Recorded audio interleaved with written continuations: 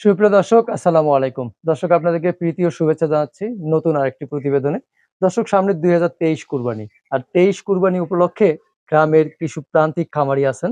তারা কোন ধরনের প্রস্তুতি নিয়েছেন এবং কুরবানি উপলক্ষে কি ভাবতেছেন এবং কতগুলো গরু প্রস্তুত করতেছেন আমরা জানবো এই ইয়াং খামারির কাছ থেকে।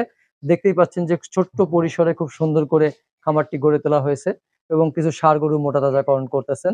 তো অনেক ক্রেতা যারা আছেন, শুভাকাঙ্ক্ষী যারা আছেন, তারা শুধু বলে থাকেন যে গ্রামের প্রান্তিক খামারিদের ষাঁড় গরুগুলো দেখানোর জন্য।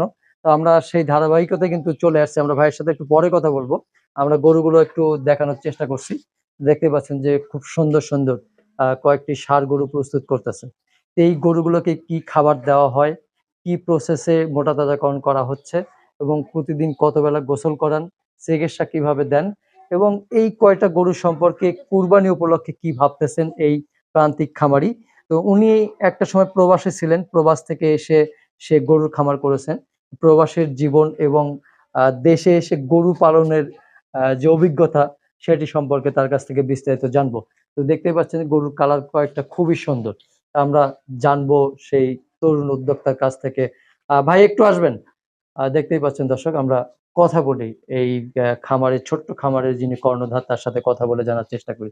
তো আসসালামু আলাইকুম। ওয়ালাইকুম আসসালাম। কেমন আছেন? জি ভাই, আলহামদুলিল্লাহ ভালো আছি। আপনারা ভালো আছেন? জি আলহামদুলিল্লাহ। কি নাম আপনার? আমার নাম সিরাজুল ইসলাম। সিরাজুল ভাই। আচ্ছা, আমরা জানবো বিস্তারিত। তার আগে একটু জানি যে আপনি প্রবাসে ছিলেন অনেকদিন, তাই না? হ্যাঁ, কোন দেশে ছিলেন? সৌদি আরব ছিলাম। সৌদি আরব। কত বছর ছিলেন? ১০ বছর। ১০ বছর। আচ্ছা। সৌদি আরব থেকে এসে কি আপনি গরুর খামার করলেন? হ্যাঁ, সৌদি আরব থেকে এসে গরু ফার্ম করছি। গরুর ফার্ম করেছেন। আচ্ছা।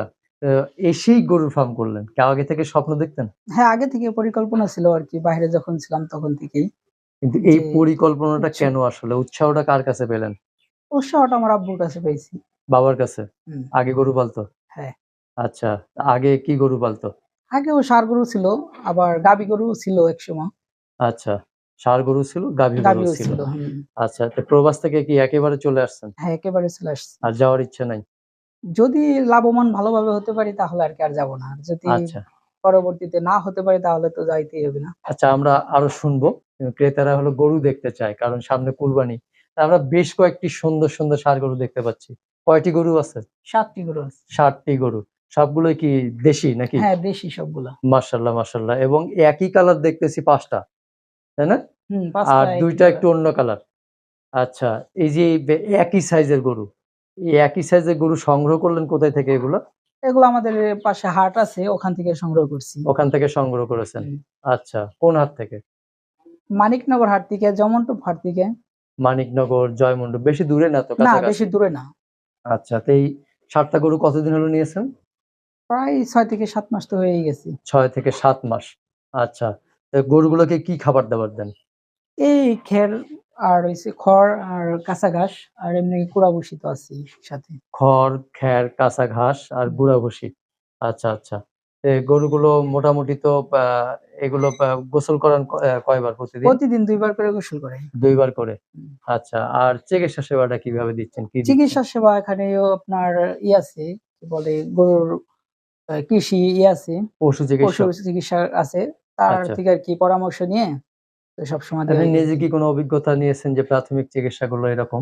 ছোটখাটো এমনি মনে করেন হয়তো জ্বর, কাশি, ঠান্ডা হলে এগুলো আর মানে নিজে থেকেই করতে পারি। আচ্ছা। এগুলো হলে নিজেই হ্যাঁ, ট্রিটমেন্ট এগুলো করেন। নিজে ট্রিটমেন্ট করা কারণ যায়। গরু পালতে হলে তো ছোট, ছোট কিছু জিনিস জানতেই হবে। জানতে হয় অবশ্যই। আচ্ছা, আচ্ছা। তো আমরা একটু যদি গরুগুলো দেখানো চাই, এই যে গরুটা দেখতে পাচ্ছি খুবই সুন্দর। হ্যাঁ? এটা কয় দাঁত হইছে বলতে পারেন? ২ টায়। ২ দাঁত হইছে না? হুম। একদম এটা কি খাঁটি দেশি? খাঁটি দেশি, হ্যাঁ। আচ্ছা। এটা কেমন ওজন হতে পারে? আইডিয়া? আপনার আইডিয়া ৪.৫ থেকে ৫ মণ হবে। লাইভ ওয়েট হুম। ৪.৫ থেকে ৫ এর মধ্যে। তাহলে মাংস হয়তো ২.৫ থেকে ৩ মণ মাংস হবে। না, শুধু মাংসই হবে ৫ থেকে ৪.৫ মণ থেকে ৫ মণ আরকি। শুধু মাংসই ৪.৫ হুম। থেকে ৫ মণ হবে? হ্যাঁ। একটু কম হবে মনে হয়। না, হ্যাঁ? কম হবে না। আচ্ছা, ৪ আচ্ছা। মণ আসবো। ৪ মণ থেকে ৪.৫ মণ। ৪ থেকে ৪.৫ মণ। হুম। আচ্ছা, এইটা কেমন দাম আশা করতেছেন? যদি বাজার ভালো থাকে তাহলে তো আশা তো মনে করেন অনেক। ঠিক আছে? কারণ আমরা তো ছোট, ছোট খামারিরা আশা করি অবশ্যই যে ভালো কিছুর জন্য। আচ্ছা, তো যদি আপনার বাজার ভালো হয় তাহলে হয়তো 1.5 লাখের কাছাকাছি যাবে আর কি 1.5 ইনশাল্লাহ। লাখের কাছাকাছি যাবে। আরো 1 আচ্ছা। মাস আছে, হয়তো আরো 1 1 মাসে মাস। আরো একটু মোটা তাজা হবে। 1 মাসে আর একটু বাড়বে। আচ্ছা, পরেরটাও সবগুলো কি 2 দাঁত করে? হ্যাঁ, সবগুলো 2 দাঁত। এবং সবগুলো তো প্রায় সেম ওজনই হবে। না, ওই আপনার ওইটা একটু বেশি হবে, আপনার ওই 2টা বেশি হবে। এটা একটু কম হবে না? হ্যাঁ, এটা একটু কম হবে আরকি। আচ্ছা, তার মানে এটাও তো প্রায় তার 3.5 থেকে 4 এর মধ্যে মাংস হ্যাঁ, হবে। 3.5 মানে 19-20 হবে আরকি এরকম। একটু 19-20 হবে। হ্যাঁ, আচ্ছা, তার মানে এই যে এটা একটু বড় সাইজ না? হ্যাঁ, এটা একটু বড় সাইজ। এটা কি দেশি না শাহিওয়াল? দেশি, দেশি। দেশি। একদম খাঁটি দেশি। আচ্ছা, এটা একটু ওজন বেশি হবে, হ্যাঁ, এটা তাই তো? বেশি হবে। আচ্ছা, আবার ওই পাশে আরো দেখতেছি। দর্শক দেখতেই পাচ্ছেন সবগুলো মোটামুটি কাছাকাছি ওজনেরই হবে। আর এখানে ২ টা গরু দেখতেছি বড় সাইজের একটু। এই ২ টা কি দেশি ভাই? হ্যাঁ, দেশিও 2টা। হ্যাঁ? হুম। আচ্ছা, এই ২ টা একটু আলাদা কালার দর্শক, এবং খুব দর্শনীয়। দেখতেও খুব সুন্দর।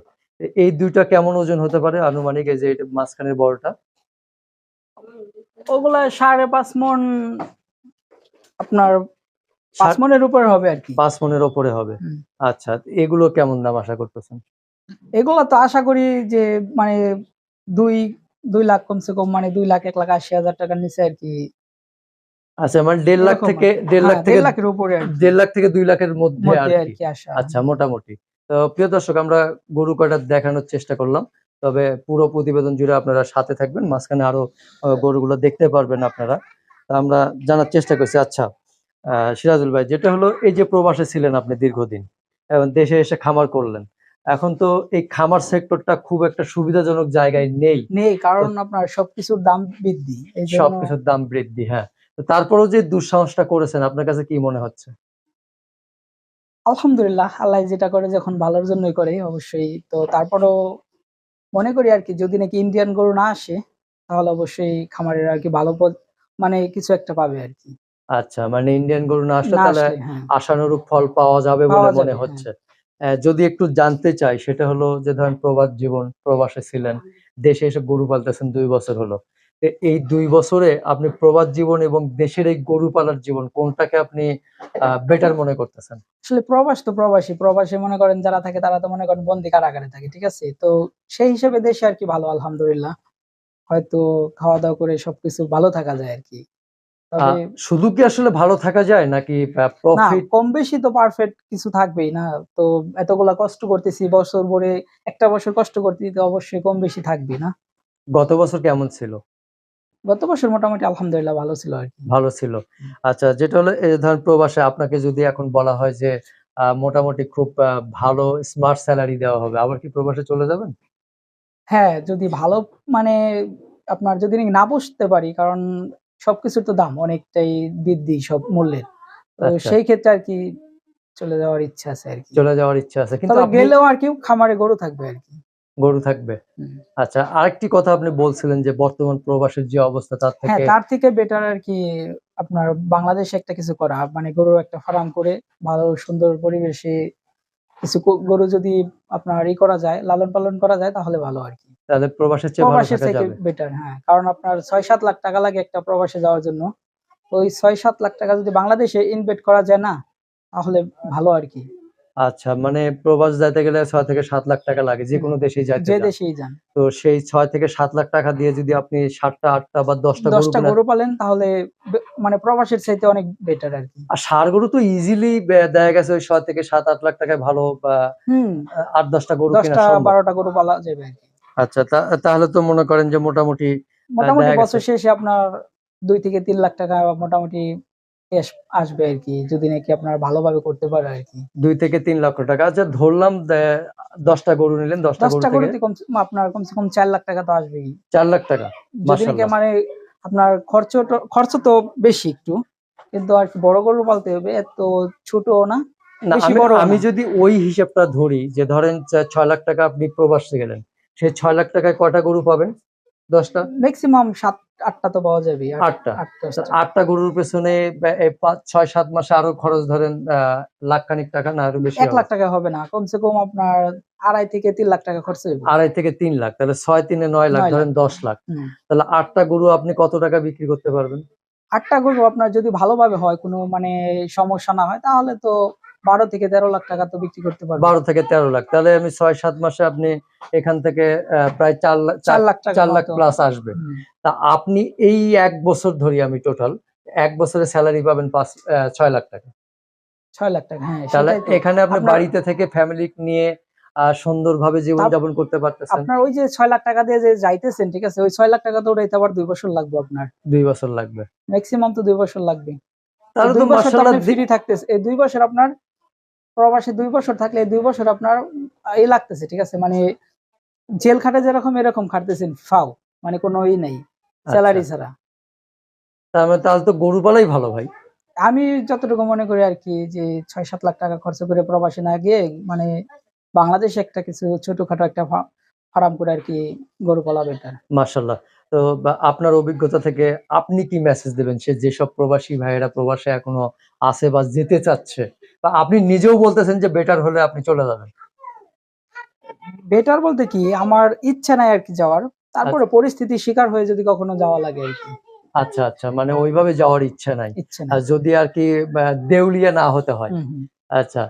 তো এই যে আপনার এই সুন্দর, সুন্দর গরুগুলো বা যদি ক্রেতারা সংগ্রহ করতে চায়, আপনার এই গ্রামটাতে আসতে চায়, তাহলে এদিক থেকে মানিকগঞ্জ বা হেমায়েতপুর থেকে কিভাবে আসবে?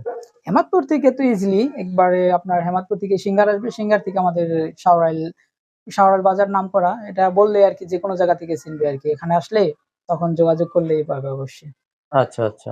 তো একটু তারপরে একটা আসার ওয়েটা যে সিংগাইর আসলো, সিংগাইর এসে শাওরাইল বলতে হবে। শাওরাইল বলতে শাওরাইল হবে, বাজারে শাওরাইল এসে বাজারে যাবো। বাজারে এসে আপনার নাম বললেই হবে। হ্যাঁ, নাম বললেই হবে। সিরাজুল নামেই চেনে? হ্যাঁ, অবশ্যই। আচ্ছা, আর ফোন নাম্বারটা কি সম্ভব কিনা দেওয়া? ফোন নাম্বারটা দেওয়া সম্ভব হবে। হ্যাঁ, জি ভাইয়া, ফোন নাম্বারটা বলবেন। 0174 হ্যাঁ, 0174 হ্যাঁ বলেন। 5695 484। আচ্ছা, সবসময় ওপেন থাকে তো? হ্যাঁ, সবসময় ওপেন থাকে। প্রিয় দর্শক, মুখে বললেন, তারপরেও আমরা নাম্বারটা ডিসক্রিপশন এবং ভিডিওর মধ্যে পেয়ে যাবেন। তো সিরাজুল ভাই, আপনি কেমন আশাবাদী এবং ক্রেতাদের উদ্দেশ্যে কি বলতে চান? এটা আপনার আশাবাদী তো অনেকটাই, ঠিক আছে, কারণ আপনার একটা বছর আপনার অনেক পরিশ্রম করছে, অবশ্যই আশাটা অনেক বড়। তো আচ্ছা, দেখা যাক আল্লাহ কি করে আর কি। ইনশাআল্লাহ। ইনশাআল্লাহ। আল্লাহ সহায় থাকলে অবশ্যই লাভবান হওয়া সম্ভব। হ্যাঁ, ইনশাআল্লাহ। তো ঠিক আছে ভাই, ভালো থাকবেন। ওকে ভাই, আপনারাও ভালো থাকবেন। আসসালামু আলাইকুম। ওয়ালাইকুম আসসালাম।